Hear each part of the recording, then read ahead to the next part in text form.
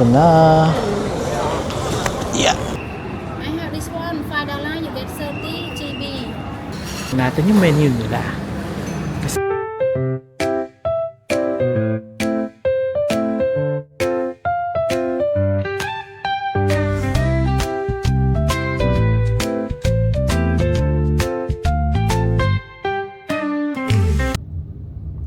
So we're now in the Grab car. It's for 31,000 reals, and here's the international airport. There.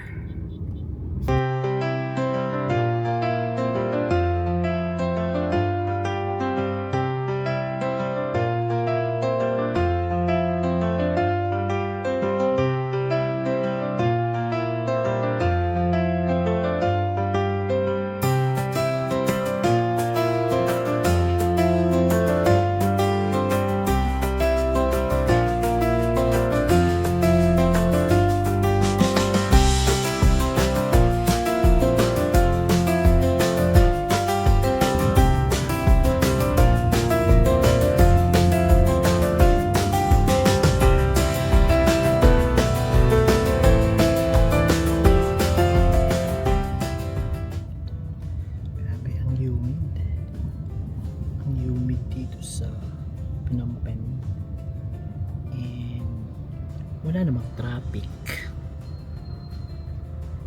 Normal lang siguro to traffic light.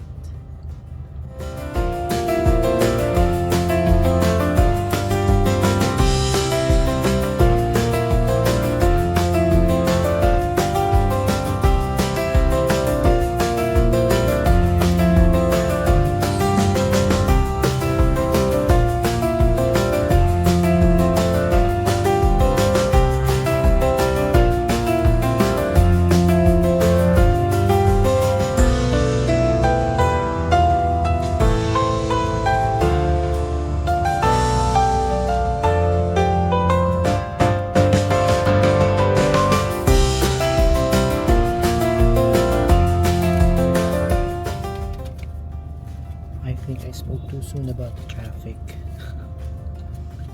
So there's a bit of traffic situation here, but not that much.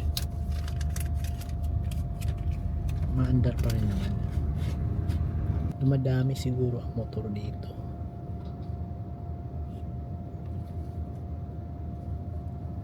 And maraming hybrid cars.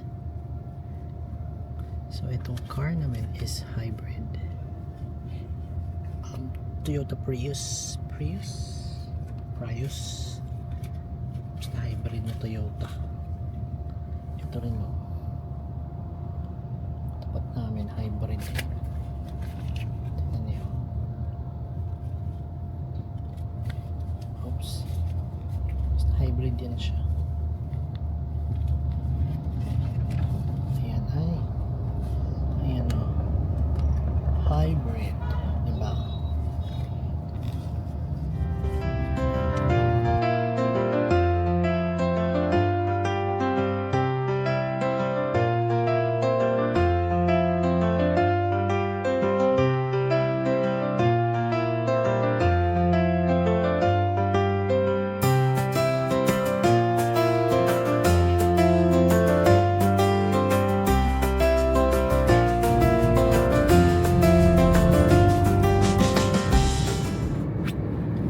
So itong part na to reminds me of mga small cities sa Pilipinas. Kasi small cities yung may mga wala pa masyadong malalaking malls, ganun. Nasa city.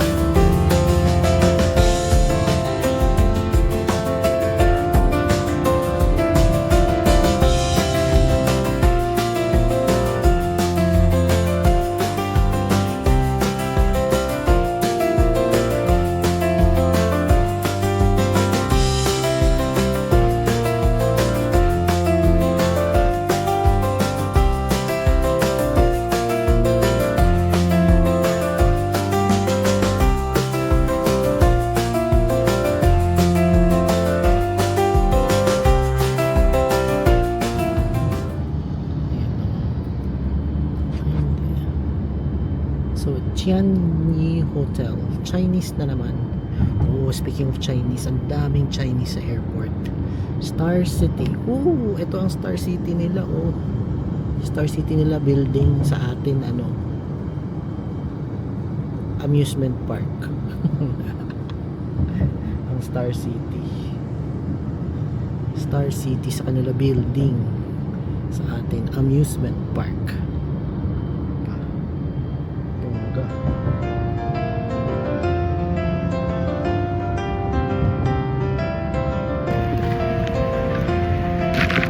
Hi guys, so di ba ako gamit ko cellphone, gamit ko ngayon kasi lowbat na ang aking isang device. So nag-aantay na lang kami ng bus. So kwento lang ay 2:30 talaga yung booking namin. Tapos since maaga kami dumating, nag-ask na lang ako kung pwedeng i-move. So ang next available trip na earlier is 1:45. So 1:45 yung kinuha namin. Pinayagan kami mag-move to 1:45. Kaso yung seat number, naiba na yung seat number. Dapat kasi nasa likod kami ng driver. Pero di bali na. Basta mas maaga kami makaalis at makarating doon sa Siem Reap. So summarize lang yung biyahe namin from Manila to Kuala Lumpur kahapon. Dumating kami ng umalis kami ng Manila mga 6 o'clock na, dapat 5:30. Pero delayed. So umalis kami mga 6 o'clock na. Dumating kami mga 9 o'clock. Delayed nga siya, mga 9 o'clock, 9:30, mga ganun. Nakalabas kami ng immigration. So kung anong oras na yun, alas 10 na yata or 10:30 na, kasi sobrang haba ng pila sa immigration. As in, grabe ang haba ng pila. And after nun, nakakatawa ka kasi yung baggage namin, kasi nag-check-in kami ng baggage, wala na sa conveyor belt, nasa labas na ng conveyor belt. Doon ko na nahanap yung bag ko na chinek-in. And then after that, overnight ka lang kami sa Kuala Lumpur. Nagstay kami sa isang hotel. And then maaga-maaga kami gumising, 5 o'clock gising na kami. Kasi 6 o'clock, yun na nga, punta kami ng airport. Kasi biyahe namin 9 o'clock in the morning going to Phnom Penh. Ito na yun, Phnom Penh. So umalis yung airplane kanina sa Kuala Lumpur Airport around 10 o'clock. Delayed na naman siya kasi traffic. Ay, may traffic. Yeah, pila ng eroplano. Kaya medyo tagal nag-take off. So yun. After 1 hour and a half, nasa Phnom Penh na kami. Tapos sa Phnom Penh Airport, siguro mga 11 pa lang yun, nasa Phnom Penh na kami. So ang ina-expect namin, matatagal kami sa napaka-seamless, napakabilis lang ng immigration ng Siem Reap ng Phnom Penh, ng Cambodia. Diyos ko Lord, sobrang bilis, walang kapila-pila. Kasi anytime na may available na immigration officer, pinapapunta ka agad doon. And knowing na Southeast Asia naman tayo, no visa needed. So yun, kaya lang pagpasok mo ng Cambodia, meron kang fill up na form, na online form, parang arrival form nila, lahat online na. So I'm not sure lang kung may arrival form na available sa online bago dumating dito, kasi hindi nyo namin ginawa eh. Pero i-research ko yan. Tapos pagdating doon, may isang area lang doon na may mga tablet. So doon pwedeng mag arrival form. Tapos picturean mo lang yung QR code, tapos pakita mo yun sa immigration officer along with your passport. Tapos no visa needed kasi Southeast Asia naman tayo, ASEAN. So pasok ka agad. So sobrang bilis lang, wala pang 1 minute tapos na. Tapos after nun, wala na, nasulob na kami ng airport. Tapos diwaliw na lang kami, kumain kami sa Burger King. Tapos eto na nga, pinayagan kami mag-transfer or mag-change ng schedule ng bus. So waiting na lang kami sa bus. Ang maganda pa dito is while waiting, pwede mong iwanan yung gamit mo, tapos bibigyan ka nila ng tag. May tag silang binigay sa akin na ito. So ang kaputol nito nandun sa bag ko na iniwan doon. So babalik na lang doon ng 1:30, and then after that, yun na yun. So yun lang. So chill lang muna kami dito, buti na lang may puno. Ayan lang. May mini park, may convenience store na katabi. Likod nito, yan yung Micro-Mart na yan. Sa likod niyan, doon na yung bus station. So chill lang dito, yosi and the likes. So mamaya, pagsakay namin ng bus, okay, I'll see you later. So di ba merong ito, Micromart. So eto na nga, pumasok ako. Guess what? Meron ako nakita. Wala to sa Pilipinas. Egg yolk jelly. Yan o. Tikman natin tong egg yolk jelly na to. Anong lasa nito? Hala. Buksan natin at tikman natin. Yan. May tagahawak na ako ng camera. Sa wakas. Tikman natin tong egg yolk jelly na to. This is 5,000 real. So that's how much? 5,000. Kung 4,000 is $1. So that's around 60 pesos. Tikman natin. Meron siyang mga parang egg dito sa dulo.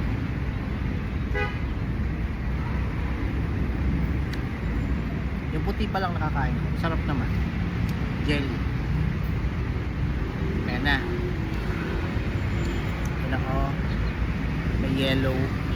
Ano yung egg yolk part.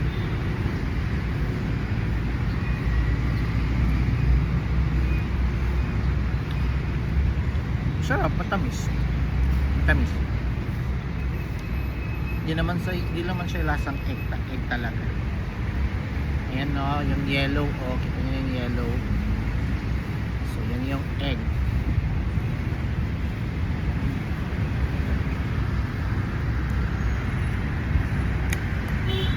Sarap naman siya. Tikman mo. Jelly lang siya. Hindi siya nakakatakot tikman. Kasi matamis siya. Feeling healthy. Feeling healthy. Ayan no. Egg yolk jelly. Pag ganito kasi sa Cambodia, try nyo rin. So we're already in the bus, or on the bus. Maganda yung bus kasi first class bus siya. Thank you. Thank you. So una pa lang binigyan na kagad kami ng snack. Kakaalis pa lang namin ng terminal. May pa-snack na agad. Wala pa pero okay lang. May pa-snack na kaagad. Ibang bongga. So, maganda yung bus. Vet bus. I think we bought this for $16. Bread, I think. $16 for a 5-hour ride. 5 to 6 hour ride. So, that's around sige, palagay natin 1.5. Ganun. Maximum na yung 1.5. So, yun siya. It's Vet Air Bus. Vet Air Bus. And first class bus siya. Meron siyang internet. I mean, infotainment system. Re-recline yung chair, maluwag. And then, meron din siyang free wifi sa loob. So, maganda siya.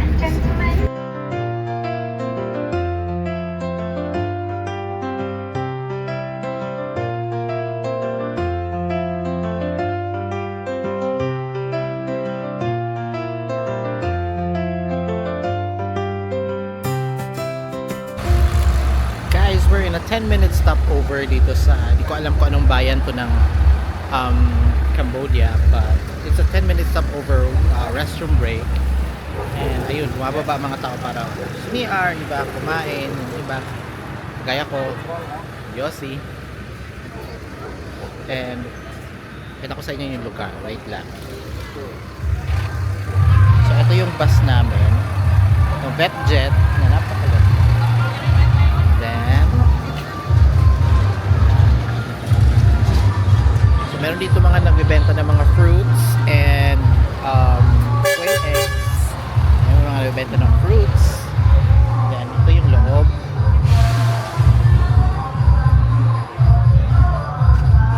So this is the cafe. There's a cafe.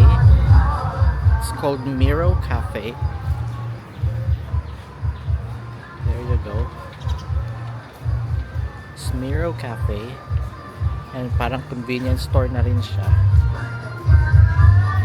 And there's the restroom there.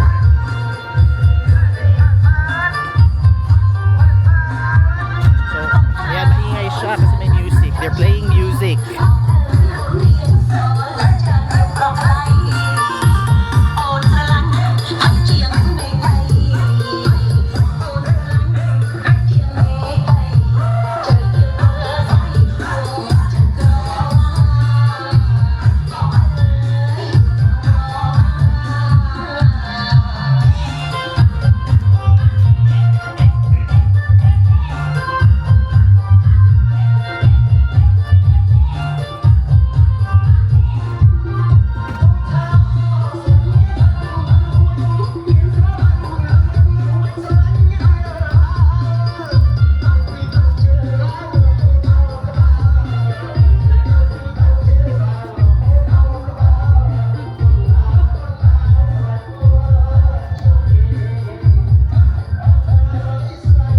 So this is above water.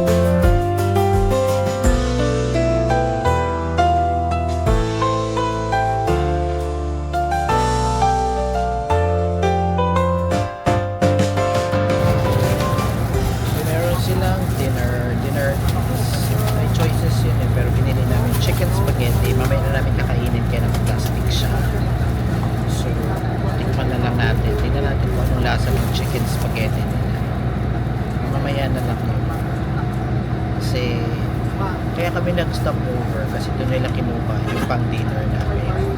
So yung malamang yung restaurant din, yun yung mga nagluto ng spaghetti.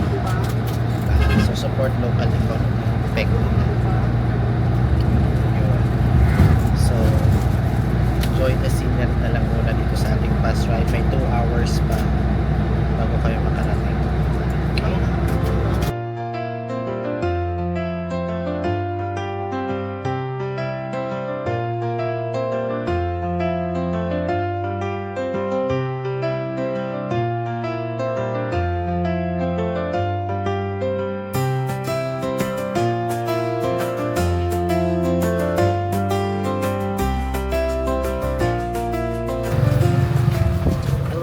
Nasa Siem Reap na kami. Siem Reap.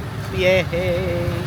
We're in Siem Reap and pasaway ang aming driver ng tuk-tuk. Tignan nyo naman yan. Anong ginagawa niya?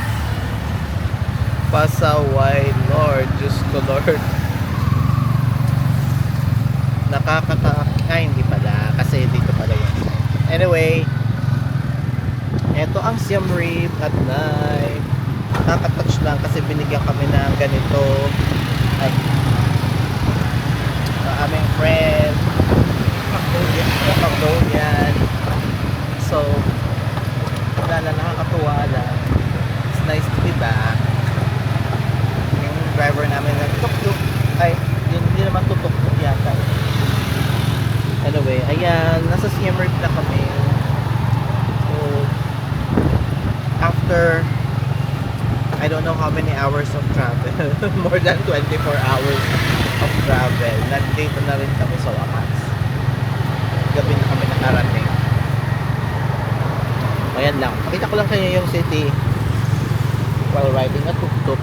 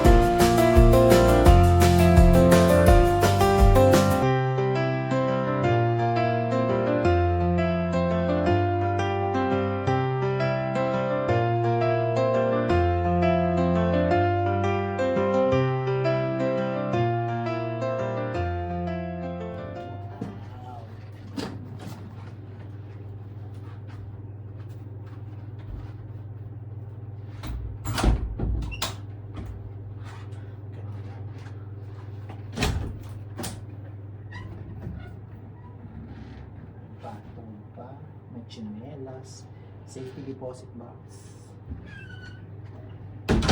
tour agad. Tapos ito yung SIM card.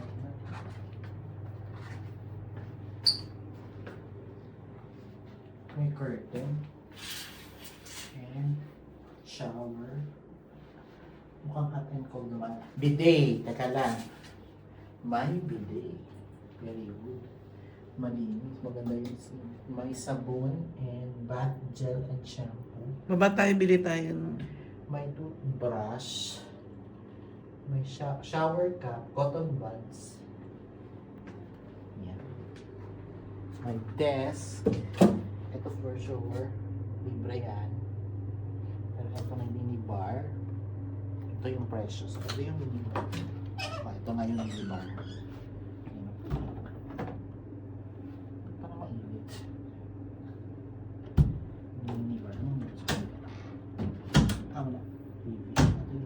Sila.